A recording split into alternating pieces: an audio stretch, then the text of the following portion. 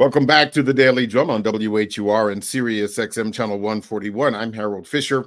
We're at the Reporters Roundtable talking about some of the top stories of the week. My guests are Misha Green, managing editor for the Washington Informer, and Reese Colbert, host of the Reese Colbert Show on Sirius XM Urban View Channel 126. As always, we've got a lot to talk about today. President Biden, the governor of Virginia, writing an executive order saying that there should be no cell phones in public schools, the dog napping situation, carjacking, fireworks, the heat, so much to get into. So, ladies, let us start. As you know, there have been so many rumblings about what President Biden is going to do about the race and the presidential race.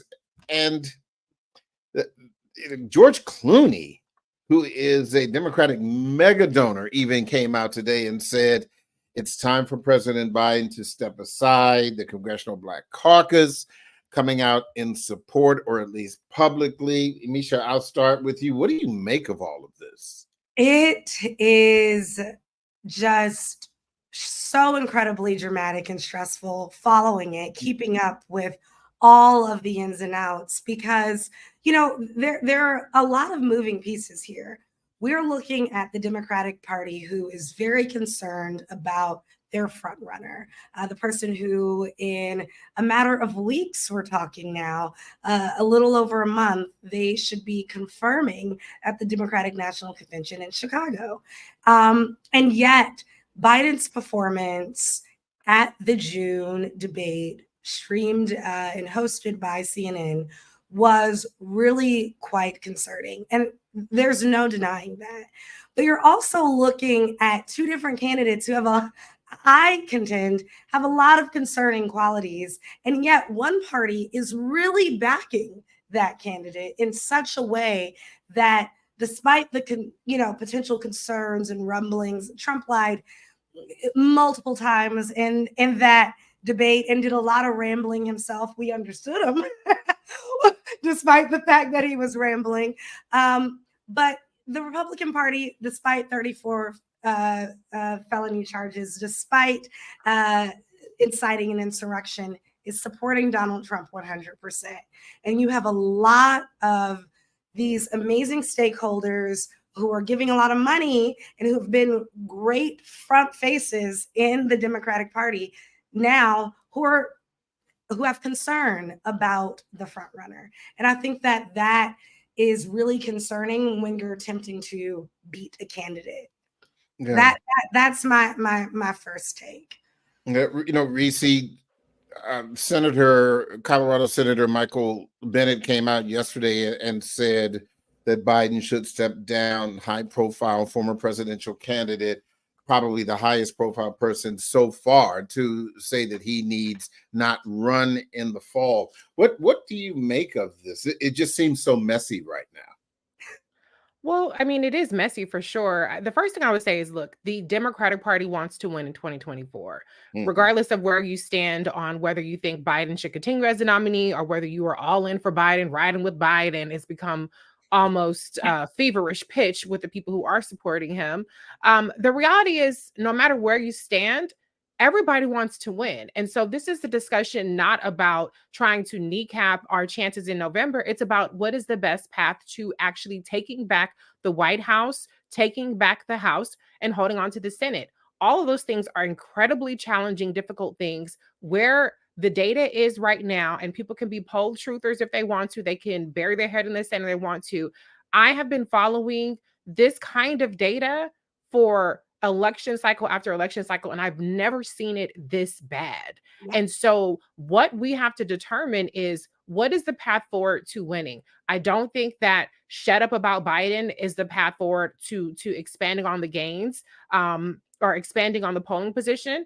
And if Biden decides he wants to stick with it, then trying to force him out is going to get us nowhere either. And so what we have to do is we have to focus on what is going to get the voters out of the undecided, off the couch and away from Trump. And those issues are really the bread and butter issues. And so I don't think that having a blue MAGA cult Trump a personality around Biden is going to do him any favors. I don't think saying I would vote for a corpse over Donald Trump, likening Biden to a skeleton, a person who's incapacitated, that doesn't play well to him when people have concerns, unless you ignore the fact that the polling has said 80% of the country thinks that he's too old to run.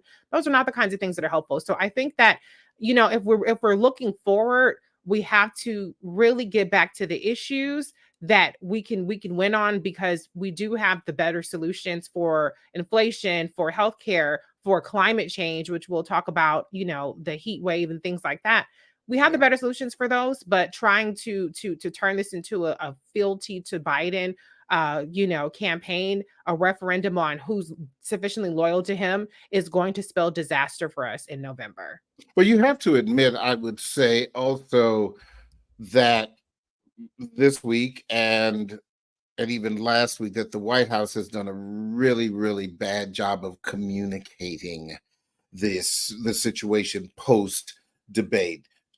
Say what you want about the Republicans, whether you like them or you don't, they have always been in lockstep, whether it's been a presidential campaign or the messaging coming from Republicans on the Hill. But this week from the White House, the issue about the president's health and the doctor coming in, and did he talk to the president? Did he not talk to the president? Misha, the White House didn't do itself any favors at all. Well, so I'm feeling a couple of ways about that, because let's compare it to 4 years ago, when the White House was not taking any sort of press or doing the daily press briefings that Karine Jean-Pierre is still doing. And so I think that, again, if we're comparing these two different presidents, to Reese's point, we have to kind of look at what the people want. Trump has already proven and shown time and time again that freedom of the press, open press, is not a priority to him. And so if we were looking at this, which I believe Trump is only 3 years younger. So if we're looking at Trump 3 years down the road as president again, he wouldn't be taking these answers if he was stumbling, mumbling either, or whoever his press secretary was. And so I think while the White House, may have not been as clear as they could have been, I think Karine Jean-Pierre has made it clear that it was not the president who was speaking with the doctors, that it was somebody else. And really, I think, again, to Reese's really excellent point, is that we need to be moving and looking further at what's happening in the future. What are the concerns of the future? I'm talking, in the stories that we have been covering at the Washington Informer, we're talking to people who are saying, the issues that I'm worried about are not being addressed. And his age is not the major concern. That's, a thing, but they want to know about housing. They want to know about education. They want to know what's happening with the war in Gaza, which for the young people is a major, major priority. And I think that, unfortunately, and I don't like to call out my fellow storytellers, but I think some of the narrative right now is skewed. Some of the questioning is skewed. If we're trying to get the issues, if we're trying to focus on the issues, that needs to be there. The issue should not be if Biden, which he has now said consistently, he is not stepping down, to continue to press that. And I think that one thing I just want to add quickly is that we knew that there was a doctor in the house because the White House made that available. In the past, that was not a thing. But we'll say Donald Trump administration, that was not a thing. Final thought on that, Reese.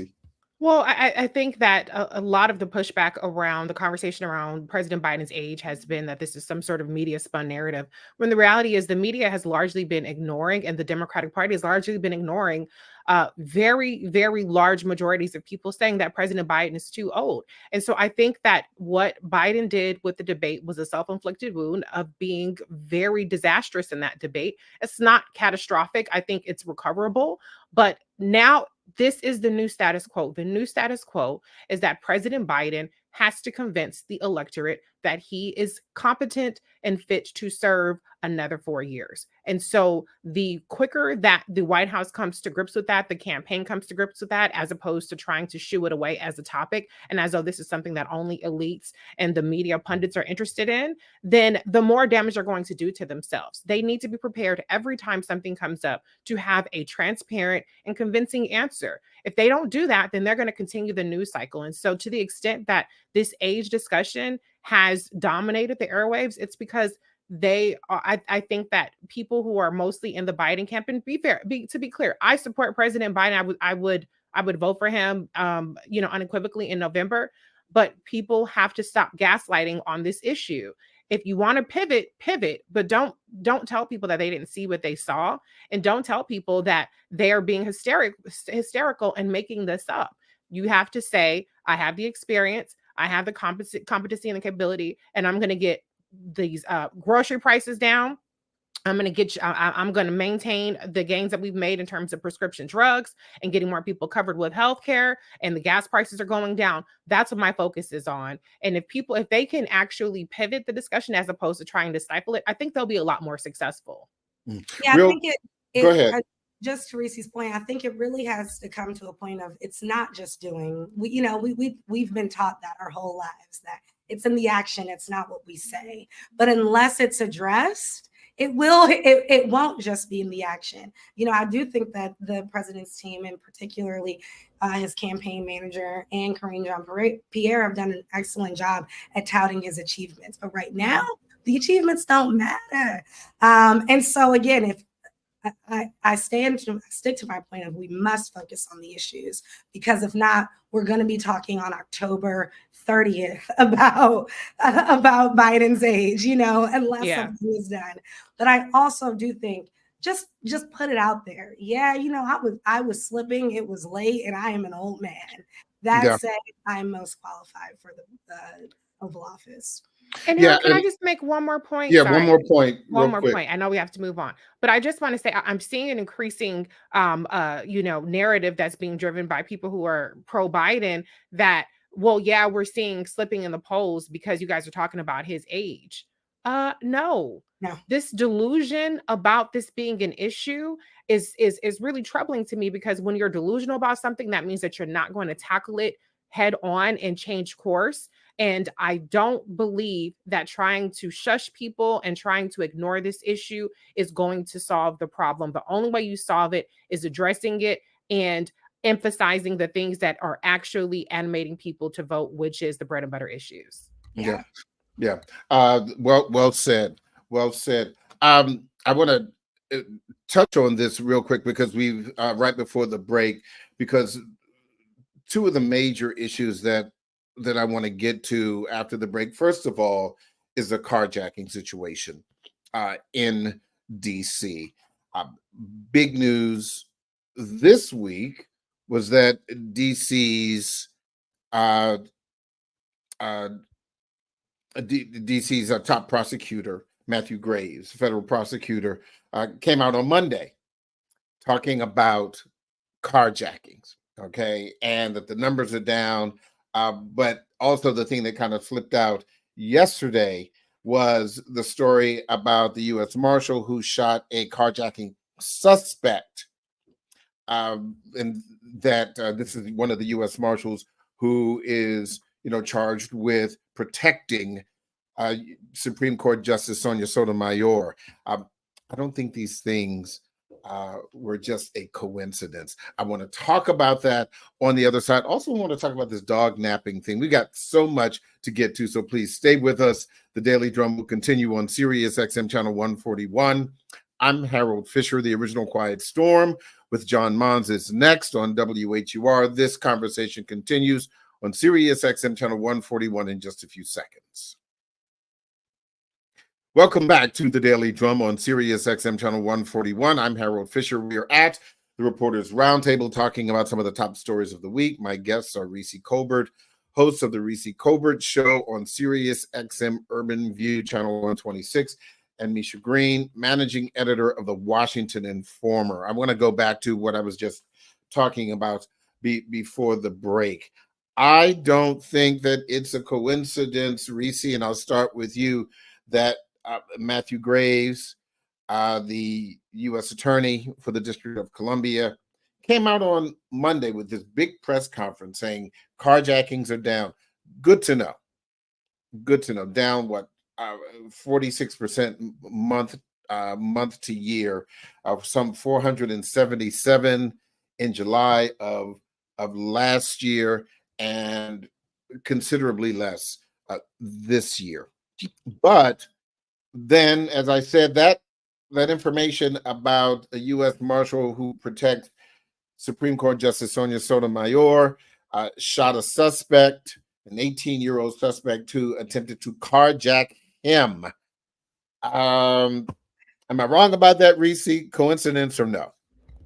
Uh, well, it could be coincidence or just very interesting timing, but I think it goes to kind of the heart of what drives a lot of our criminal justice discussions is that there's data, there's evidence, and then there's anecdotes, right? And so usually the stories about what is happening tend to be more impactful in how people perceive an issue than what the data says. So yeah, it's great that the data is showing that carjackings are down, but when you have somebody who is unhinged enough to try to carjack a person who is charged with protecting the Supreme Court Justice Sotomayor, it still doesn't necessarily inspire confidence. So I mean, I think that a number of things are probably driving what we're seeing in terms of the decrease around carjackings. There certainly is an increased presence. I won't just say of police officers. I was at the I didn't go to the Chris Brown concert. I actually went to the movies at Regal Place the same day as the Chris Brown concert. But I noticed people in vests that said something like safety monitor or safety resource officers or something like that. And they were clearly not police officers. But I think that there is an increased emphasis on appearing to be more patrolled, appearing to be more on top of things, being proactive. And I think those sorts of things are helping. One could argue that the law changes that we saw in terms of being tougher on juvenile crime, tougher on these kinds of issues are having a deterring effect, or it could be something else. But either way, down is not the same as non-existent. And so I think there's more work to be done. And I think that we have to take a hard look at what are the actual contributing factors and how do we get those things to continue working. Mm-hmm. Misha, your thoughts about it?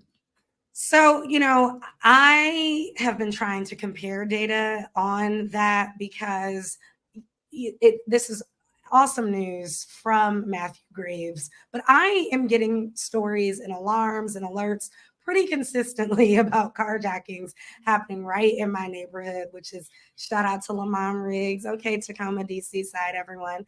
But and this is a very quiet neighborhood for the most part. But I'd like to do some comparing on data alone before I super celebrate Matthew Graves' announcement, because to your point, this issue about the U.S. Marshal shooting this 18-year-old, timing is very interesting. I won't say that it's not a coincidence, but I do have to say the timing is very interesting. But we're also talking about solutions here. And so if indeed this is great, that the numbers have gone down, that's a really great sign for where we're going. And I know that MPD was very intentional about the carjacking task force a few years ago. And as someone who has had family members victims of carjackings, I'm really happy to see that there's been some improvement. However, young people, it shows in this announcement that Graves made that the majority of the people who were arrested were under 18. And I still want to figure out, what can we do with our young people? How can we give them these outlets where carjacking is not the thing to do? I think we've talked about on your show, I'm very familiar with these carjacking rings that are happening where they're recruiting young people, these 14, 13-year-olds who look innocent for the most part, but are armed and ready to hurt someone if necessary. And that's just really concerning. I think that per Reese's point, if we're looking at carjackings all around and this success ostensibly that's been made, we also have to say, okay, well, where are there still issues and how do we find a solution? And these young people, the majority of those arrested were under 18. That's a real crisis, no matter which way you slice it. What can we do different to change those numbers? Yeah. I want to talk about the tragedy that occurred over the 4th of July weekend. NFL rookie killed in a car accident along with two of his high school friends. It is still really extremely difficult to comprehend. Kyrie Jackson was just literally weeks away from his debut with the Minnesota Vikings as a cornerback. And of course, these two guys who went to high school with him, Isaiah Hazel and Anthony Litton Jr., all three of them killed. There still has been no charge filed against the woman who was driving the car at the time, but it's really heartbreaking. It's really heartbreaking, and we don't know whether or not there are going to be any charges against her. The Prince George's County State's Attorney issued a statement earlier this week that they are still looking into it, waiting for information, including blood alcohol levels. But Reese, I think one of the issues is that just driving on the roads these days it's just really, really dangerous. Despite the fact that cars are supposed to be safer than ever. Mm-hmm. But, this is still a problem.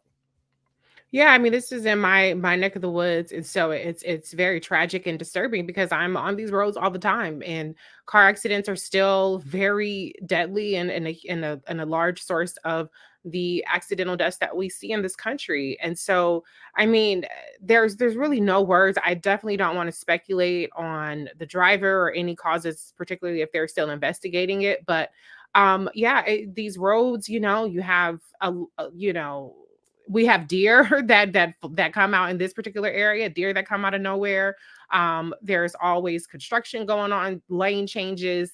So, I mean, anything. Children coming out of nowhere sometimes. That's true. That's true. So, I mean, I'm just my condolences and my heart just breaks for their families and their loved ones. But it's just anytime you get into the car, it's a scary prospect that you have to just be careful. And it's not to blame anybody, but this is something that is a risk that we all have. It's a very precious risk that we're taking every time we get in the vehicle. Yeah. Misha. Again, major condolences to the families and all those that loved these three young men. I think initially, first of all, we remembered all three of them on the front of the Washington Informer this week. So make sure you get your copy. But it was really important to us to remember their lives versus this tragedy. And so to hear their stories from mentors and people who loved them, these were not just star athletes. They were pillars of their communities. They gave back. They listened to the wisdom of those older than them and wiser, and really made calculated decisions that should have given them all wonderful careers, not just in football, but in life. And so it's just such a tragedy overall. To your point, getting in a car is just terrifying. And I really have to say, for all those that have any centering or faith-based sort of ways of life, to make sure, say a little prayer or say a little mantra, anything, just to kind of protect yourselves and those around you, because it's a dangerous place. The road can be a dangerous place, but you hear stories like this and don't want to drive, or Right. I'm taking the train, and that's unavoidable for some people. But I think that we need to talk to the people we love about making safe choices while driving. I think drunk driving is one of the craziest and most awful things folks can do now with the beauty that is Uber and Lyft and all of these ride shares. And yeah, they can be expensive, but keep a little money in your account, whatever the things you have to do. I can't tell you, it's much better to leave your car somewhere and go pick it up, even if you got to go to Upper Barbara and you're coming from downtown DC. Yeah. Look, get that ticket in the morning when you feel better, and drive home safely. Yeah. Very, very important point. And again, we're still waiting for that information about the driver of the other vehicle. So I'm sure that there will be some information coming out sooner rather than later. And by the way, of course, there is going to be a candlelight vigil at Wise High School where all three of these young men attended at the football field on Friday, this Friday. And they were football champions there. Yeah. Not just, I think they had like back-to-back wins with these guys. That's such a lot. And I do want to, I'm talking about making safe choices in all ways. No confirmation that. Oh, absolutely. Yeah. Drunk, but let's just all make safe choices when we're driving. No texting, none of the things. Let's talk about this wave of French bulldog thefts. Okay. I'm not a pet person, but I know that people are really, they're enamored with their pets. For some people, they are part of the family. And this story about the lady in DC who had her dog stolen at gunpoint and then was able to track down the people who were involved, set up a sting, and get her dog back. Reese, don't count out a pet lover. Right. That's true. I mean, there's all kind of technology now, where you can track pretty much anything, and you'd bet that somebody would have that on their pet. And so this kind of recklessness, this kind of depravity and disregard that people have, not just for another human being's life, but to threaten somebody at gunpoint, but for the fact that people work for what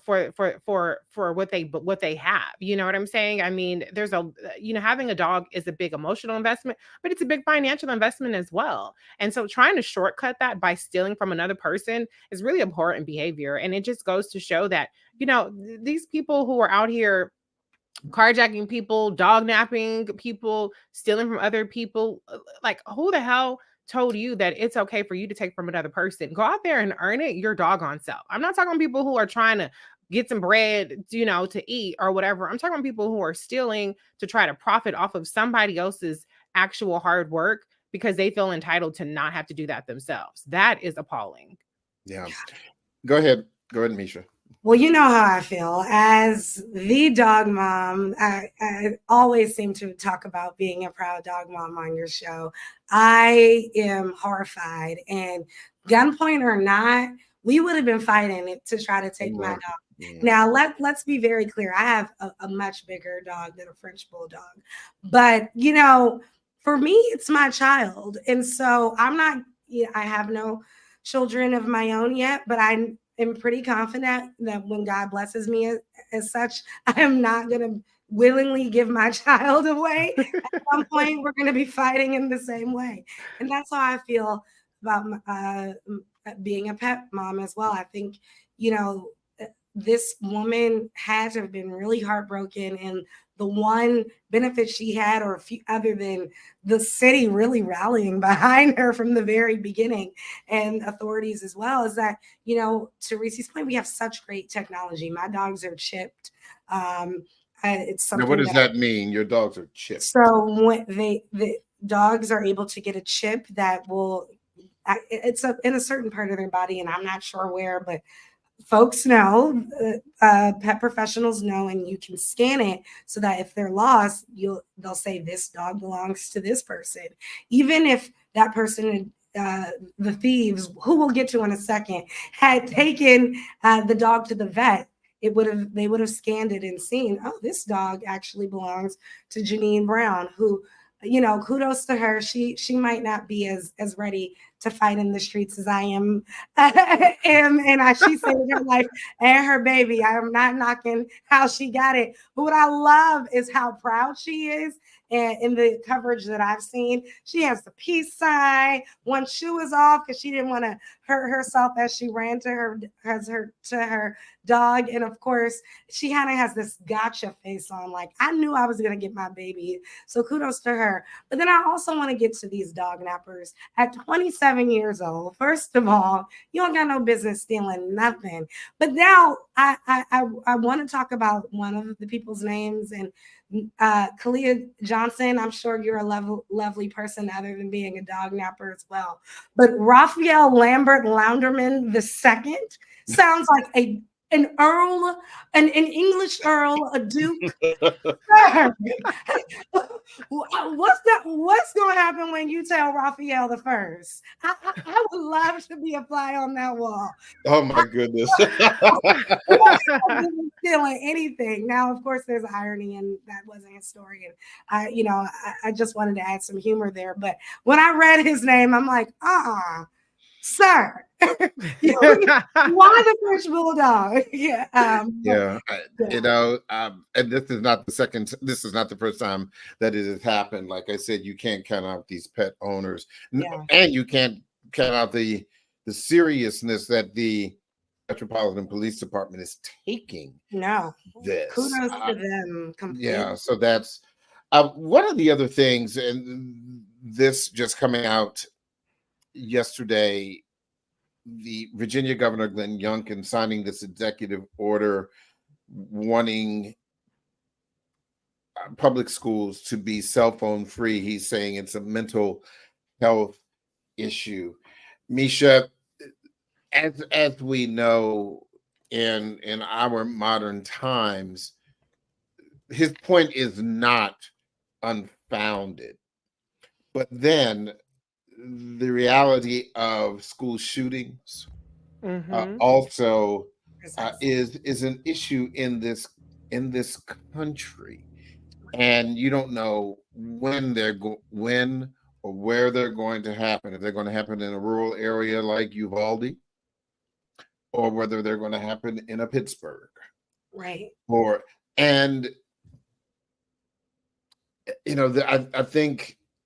I think he's going to get some pushback on this and some support, Misha. Yeah. First of all, Northern Virginia in particular, I know had been taking steps towards, I think it was Fairfax, towards a cell phone free or less cell phones in the school. I think there were tiers for like high school. You could have it, but they had to be right. Whatever kind of thing. And that makes sense to me because, I can understand cell phones being a part of a distraction and or a concern in certain learning environments. That said, because we have cell phones in the classroom, it has saved lives. You talked about all of these places where school shootings have happened, and we hope that no others do in the future. But having the cell phone to be able to make a phone call to the authorities because your teacher was the first shot, maybe not gunned down, but injured or whatever, is really important. And so I can see the concern that parents have. I think if this executive order goes into action and ensures that, I think that students and parents need to speak up and offer solutions, and teachers, because they're the ones that know. This executive action, and as someone who used to teach, I know that a lot of decisions happen without talking to the playmakers and the stakeholders. And in this case, we need to ensure that we're talking to the teachers, the parents, and the students, because there could be a solution, right? That can, I think, make all of the people happy and make everyone feel safe. Yeah. I mean, Reese, that and the reality is that cell phones are and have been ubiquitous. Yeah. Well, it's hard to work around that. Yeah. And then, I mean, now, laptops are commonplace as opposed to textbooks or tablets, and so technology is not leaving the schools. My position is that it's too extreme. If we can't ban assault weapons, if we can't ban weapons of mass destruction in terms of these guns in our society, then how the hell are we banning cell phones? I think that there should be regulations on cell phones, and I know it's easier for people to just say nobody can have cell phones as opposed to talking to the handful of students who don't necessarily put their phones up when they're supposed to, or whatever the situation may be. And I think there is validity to the point about there could be some mental health issues, but do you know how hard it is to get anybody on the phone these days? Like, if you call a restaurant and you just want to say, hey, what time do you close? Or do you still have this available? Because I know you got to check on with Black restaurants. Okay. Do you have the jerk chicken today before I drive all the way down there? But my with point, plantains and you know how it the is. cocoa bread. Yes. Come on. Try getting anybody on the phone these days. It's impossible. And so imagine a school where you have thousands of kids and you have parents trying to get in contact with their kids. There's a lot of good reasons why you would want your child to have a cell phone, to be able to have access to them and for them to have access to you. And so I think that this is an extreme solution to make it seem like you're doing something, to make it seem like you care about the kids. If you care about the kids, invest in the schools themselves and do less punitive things like this, like taking cell phones away. And I want to point this out. I worked in DCPS, and I don't know if this was intentional, but one solution that I think DCPS did either unintentionally or very intentionally is like your phone don't work in the building. It barely can do anything. And so if there's something where and I think part of it was like you're connected to the Wi-Fi. So you can't go on Instagram. You can't do the kinds of things that really serve as, I think, major forms of distraction for the students. And so if all you can do is make a phone call, that is what, because your text's not even going through. You're not texting the answers to cheat. All of that doesn't work. So if all you can do is make that phone call, then that's, I think, a way that people can feel safe and protected. But the other thing that, I don't think we've mentioned is the fact that camera on the phone has also been so incredibly, again, life-saving or career changing, etc. When you're talking about people in the education system. And so losing that piece, I mean, again, I taught at Duke Ellington School of the Arts, and so we allowed the students, because we were teaching arts courses, to use their phone as a part of their storytelling or as a part of their project. And so if you're incorporating it in a way where it's a part of instruction, or they can only use it for instruction, or to look at internet articles and that's it, I think that might be a solution to help ease some of the folks who might have concerns about mental health, but also to ensure that people have a phone if they need to really reach their kids or their parents who are teachers or their significant others or whatever. Yeah. I want to get to a couple of other things real quick because we're quickly running out of time. Michael Brown's family, the young man who was gunned down in Missouri 10 years ago. Now it'll be 10 years in August. His family is going before the International Human Rights Commission. There's going to be a public hearing on that case, and they're seeking some sense of justice. Here we are a decade later, Reese, and this is this issue and the broader Black Lives Matter issue is still with us. Your thoughts about this latest attempt to seek justice, and what could that justice possibly look like?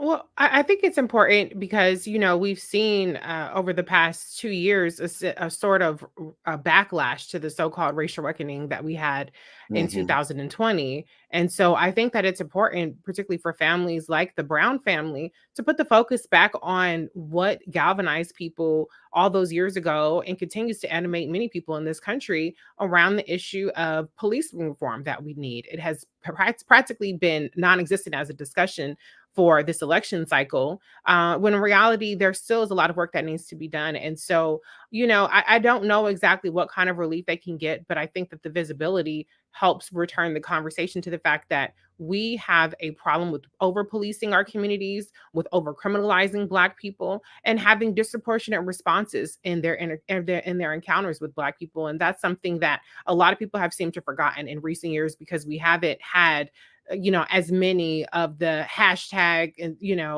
type of cases, or maybe we have, and they're just, people are so desensitized to it that it's a, 2-hour news story as opposed to a 2-week news story. Yeah. Misha? So I remember the way that Michael Brown's death really woke up the world to the systemic challenges that this country has. Trayvon Martin, I think, was in a major way for my generation, at least the beginning of the wake-up call. But Michael Brown, particularly dealing with a police officer and law enforcement, people say systemic issues are a thing and they must change. And so when we have had such conversations in this reckoning in 2020, we lost the conversation of Michael Brown in such a way that I think really did a disservice to his family and the people. One of my favorite books is Wesley Lowery's They Can't Kill Us All, which really dug into a lot of his reporting in Missouri. There were so many people on the ground fighting for justice, not just for the Brown family, but for improved police and community relations in general in Missouri. And so we're looking now in 2024, where last year, I think that there were more people killed than, I don't know if it's any other year, but I think by police, there's still work to be done. Yeah. And so we're at the 10-year anniversary, which is crazy to think about and so incredibly sad, but I think it's the perfect time to say there's still more work to be done. We can't lose the momentum. And so even if this just, again, reawakens the world, and I know there's a lot happening. I mean, what aren't we woke about these days? And I think that this is a conversation that still has to take place, particularly because the Brown family never truly received the justice they deserved. I am out of time. I know we wanted to talk about the heat, other than, what can you say? It's hot, it's hot. Yeah. Stay hydrated, find a cool place. Make sure that you check on your older people, and look, keep the young kids out of the heat too. And the dogs. The dogs. Yeah, that's right. And the dogs as well. Listen, Reese Colbert, Misha Green, thank you so much. I really appreciate talking to you ladies as always. I'll be in touch. Yes. That is the Daily Drum for this Wednesday, July 10th. I'm Harold Fisher. Good night.